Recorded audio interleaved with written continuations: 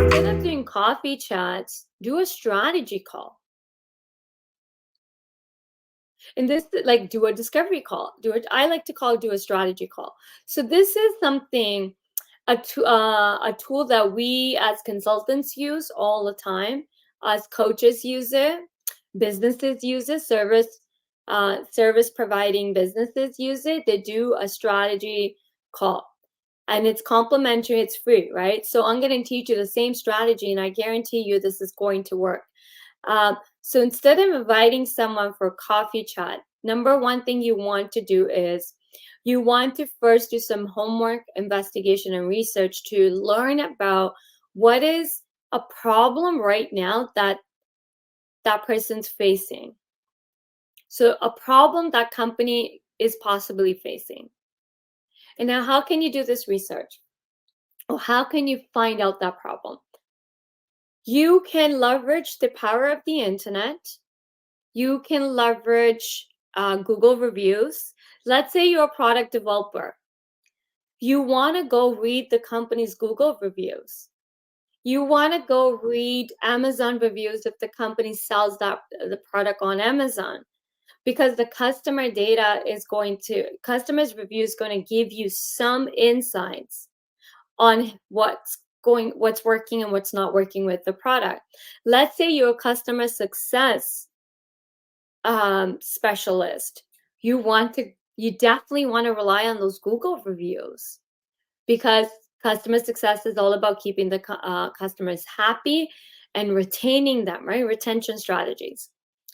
Marketing people can do the same thing. Look at look at the Google reviews, because you'll know how to market the product better if you can actually hear straight from the customers. If you are a website developer, let's say, for example, go analyze the company's website. How fast does it load? Is it SEO friendly? Where are they ranking in the Google search? Is it user friendly? Is there anything where you're looking for what's working and what's not working? Now you can take a next step further from these findings and then go pick top 3 direct competition the company is competing with, their direct competitors, and then do the same thing and analyze it against the competitors to find out how well is the competitors positioning.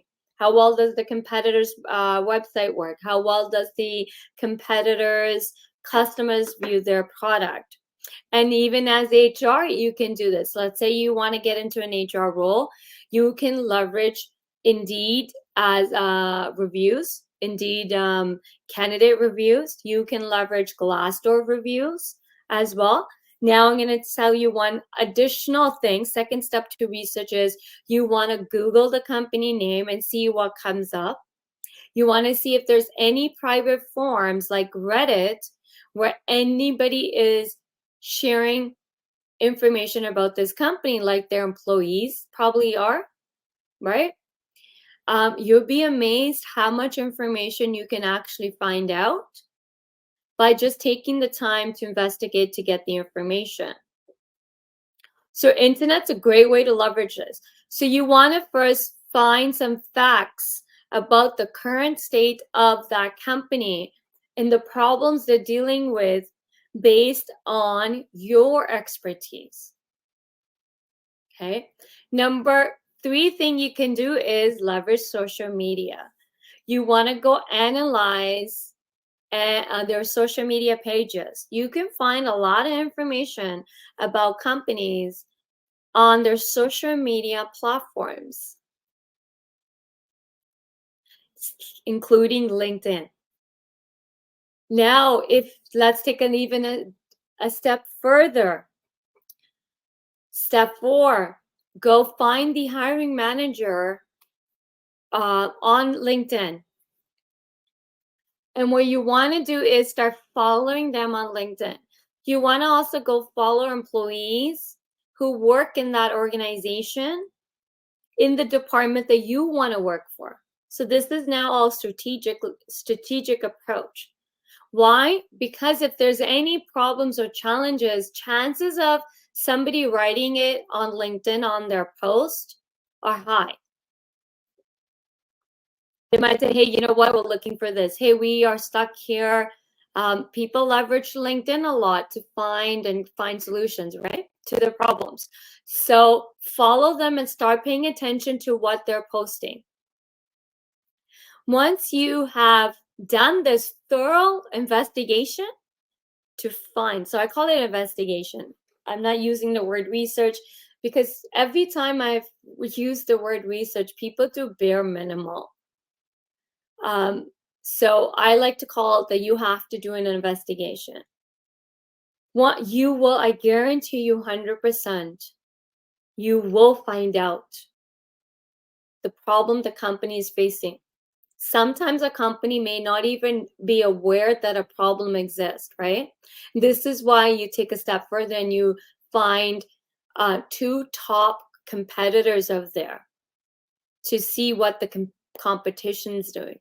Because every business wants to stand out from the competitor. Nobody wants to blend in. HR wise, no company wants to lose their talent to their competitors. So now you'll know what they're struggling with, what problems and challenges they're facing. Now, the next big step you're going to do is you're not going to email them. This is a big no, no, no in today's day and age. Why? Because chances of your email going into spam are really, really high. Really high. And also, we have, because of the last 3 years, everybody was online because of COVID. We all went online. And then what came with that was a lot of spam emails. So naturally, we have all developed spam filters mentally. Ask yourself, when you open your email, don't you right away know which one's a spam and which one's not a spam? Put a thumbs up if you agree. If you are tuning in from Instagram or Facebook, type it in the comment section. Those that are listening on LinkedIn, put a thumbs up if when you go through your your email box, can you notice or scan through which one are spam emails? Yeah, I see some thumbs up going on. You know why? Because the last 3 years, mentally, we've put this filter on. We're so immune to getting spam emails now that we actually know how to spot them. So chances of your email landing in a spam folder are really high. Chances of your email landing in spam or seen as a spam is really high. So if you were to go, I know you can find out anyone's email today. There's tools to help you, but we don't want our email to be seen as a spam. We want the person to speak to us, right? To open our message. So one of the best way to reach out to somebody nowadays, believe it or not, is LinkedIn. I will use a social media platform like LinkedIn or Instagram or Facebook, wherever you can communicate with with the hiring manager, or I would tell you to go with the hiring manager. So leverage LinkedIn if they're active. Maybe they're active on, you do want to leverage a social media platform where they're active. Some people are not that active on LinkedIn and they might be active on Instagram, for example. They might be active on Facebook. So find the platform they're active on, but use LinkedIn to find out who's the hiring manager. So who's the hiring manager? Hiring managers are always like directors, VP, the head of marketing, head of HR, director of HR. So if you know the department you want to work for, and especially if you're an experienced professional, just analyze all the roles you've been in and who did you report into. So it's really, really simple. to find out. It's actually really, really easy to find out who the hiring manager is. Sometimes you may not be able to find out, but again, just know it's always somebody in a higher position in that department. Okay, so what we're going to do is we're going to message them, but we're not gonna say, hey, how's it going? I hope this message finds you well. I hope you're doing well. We don't want to do that because now that is considered, that's gonna spike up the spam filter alert and mentally, because that's seen as, this is how spam emails start. I hope this message finds you well. We're just gonna go direct in and actually, let me take a step back. There's a couple of ways I want you to approach this. Now, the key is patience. I know someone's going to ask me, well, this is going to take so long. Yes, it is going to take some time, but the key is patience, right? So you found out who's the hiring manager. You want to start engaging with the hiring manager. So next step is engagement, right? Well, first you want to create the awareness to this person about you. So step one is awareness. And when you find them on LinkedIn, and if they're active on LinkedIn, you can find out if they're active on LinkedIn by going to their LinkedIn profile and go through their LinkedIn activity and see what they're engaging with. What type of post are they writing? What type of post they're engaging with? Let's say they write some content of their own or sharing some post or repost. What you want to do is engage with that. Write a comment, because this is how you're going to create awareness that you exist in front for them, right? Number two is when you write, you start to engage with their comments, with their content. Now you're creating engagement with them. This is step two. This is, by the way, what I'm teaching you is called sales funnel. We learned this as salespeople or entrepreneurs who want to land customers and clients. We develop sales funnel, and sales funnel is, you got to capture the lead, you got to engage. You create awareness about your product or service. You then engage, do the engagement, then you nurture, and then you close. So for you guys as job seekers, that's what you want to do. You want to create awareness about you. Then you want to engage with their content. Then what you want to do is, once you create awareness about yourself, then you want to slip into their DMs. So DM them on whatever social media you're interacting with. So if they're not active on LinkedIn, you can go find them in other social media and see if they're active on, let's say, Instagram, TikTok, or Facebook, and then you can engage with them through there, right? So there's more than one ways to engage with somebody. Next step is, let's say they wrote a post that you really resonated with. Then you want to DM them, message them, and then say, thank you for sharing. Say, for example, let's say, George. Hey, George, thank you so much for writing your post.